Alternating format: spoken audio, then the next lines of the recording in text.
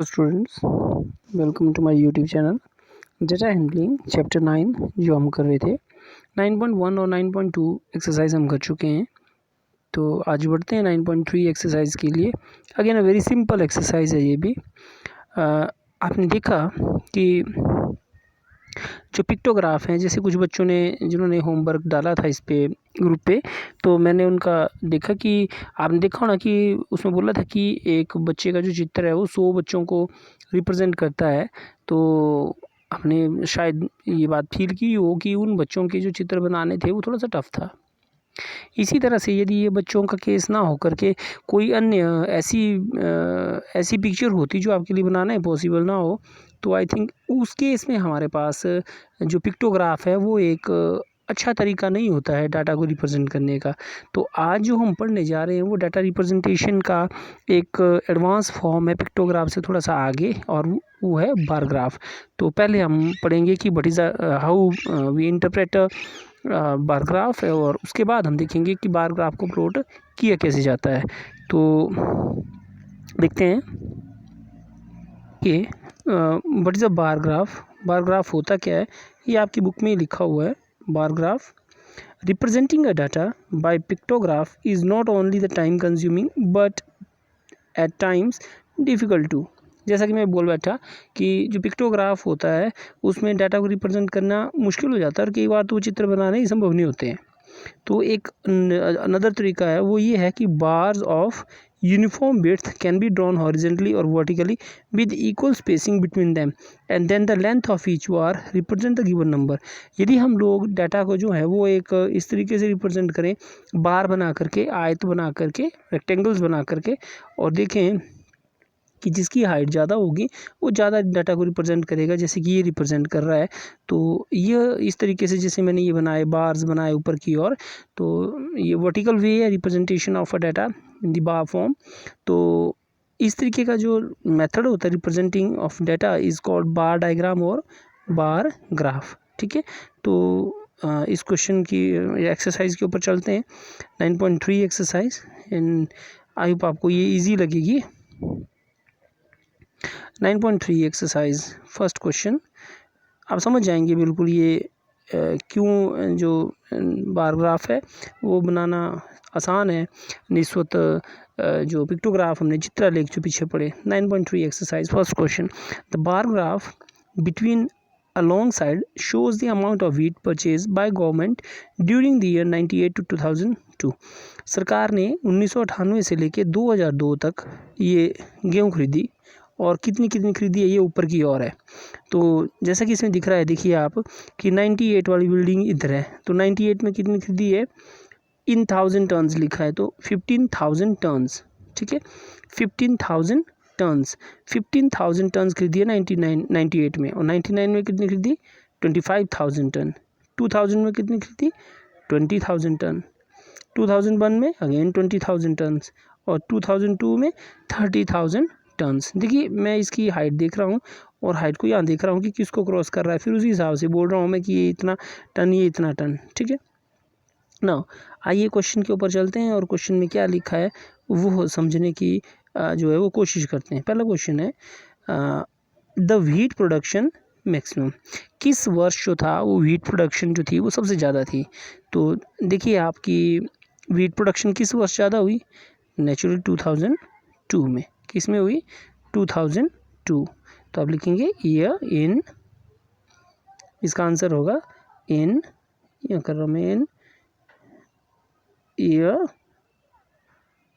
2002। ठीक है, दूसरा है the wheat production is minimum. किस वर्ष सबसे कम प्रोडक्शन हुई है, तो दिख ही रहा है जो जिस वाले बार की हाइट सबसे छोटी होगी वही आएगा इसमें, तो इन ईयर 1998। ठीक है, ये सबसे छोटी है इसलिए। तो ये पहला क्वेश्चन आई थिंक ओवर हुआ। दूसरे क्वेश्चन के ऊपर चलते हैं।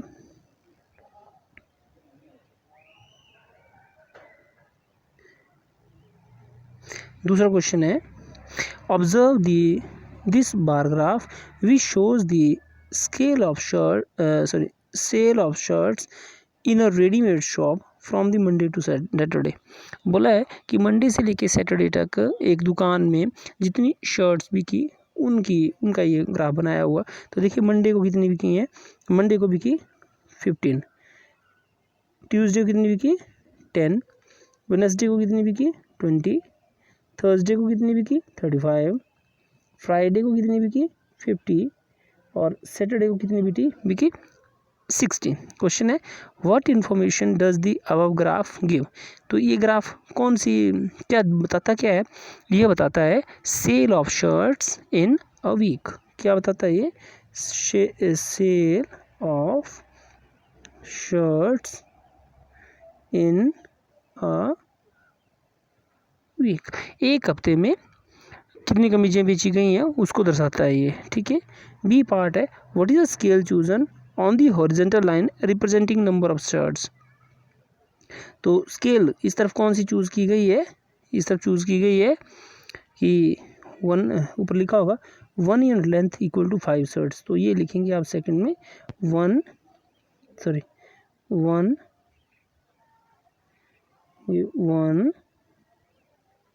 Unit length equal to 5 shirts, ठीक है। स्केल हमेशा जो होती है वो ऊपर लिखी जाती है, जैसे यहाँ लिखी गई है, ठीक है। तो ये हो गया on which day were the minimum number of shirt sold, किस दिन जो थी, अच्छा सी पार्ट छूट गया है वो कर लेते हैं। On which day were the maximum number of shirt sold, how many shirts were sold on the day.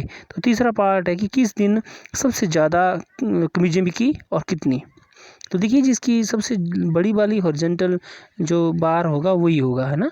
तो यहाँ जो क्लियर दिख रहा है कि वो कौन सा है, Saturday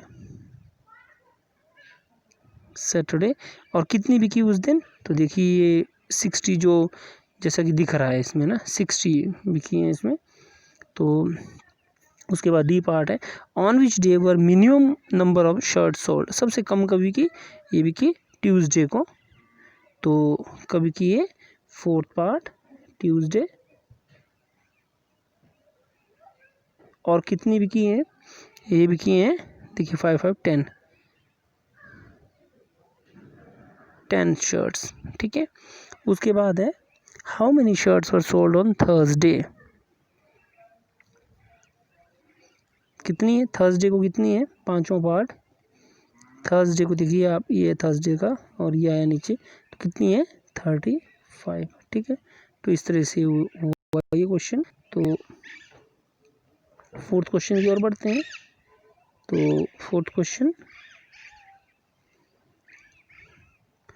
I think fourth question मेरे पास है ही नहीं, है तो है, थर्ड मैंने आपको नहीं, थर्ड रह गया अभी, थर्ड क्वेश्चन करते हैं अभी, पहले इधर तक करा देता हूँ मैं आपको। जैसे कि ये थर्ड क्वेश्चन है, ऑब्जर्व, एक क्वेश्चन रहेगा आपके लिए फिर, है ना। Observe the bar graph which shows the marks obtained by Aziz in half yearly examination in different subjects, answer the given questions. बोले अजीज़ ने ये मार्क्स लिए हैं डिफरेंट सब्जेक्ट्स में, जैसे हिंदी में कितने लिए हैं, देखिए आप हिंदी का ग्राफ यहाँ है, तो ये 80, 1 unit length equal to 10 marks, है ना। तो 80 नंबर आए हैं इसको हिंदी में। इंग्लिश में कितने हैं, देखिए 60, मैथमेटिक्स में कितने हैं 70, 50 साइंस में, 40 सोशल स्टडीज़ में, ठीक है। तो ये हो गया। What information does the bar graph gives, bar graph क्या इन्फॉर्मेशन देता है।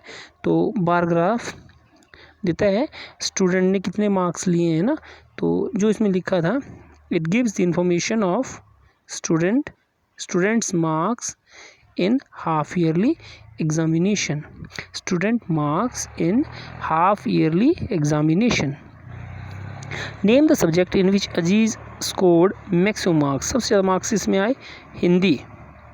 Name the subject in which Aziz got minimum marks होना, इसमें ना, इसमें है नहीं पर मिनिमम मार्क्स हैं, तो मिनिमम मार्क्स इसमें आए सोशल स्टडीज़ में।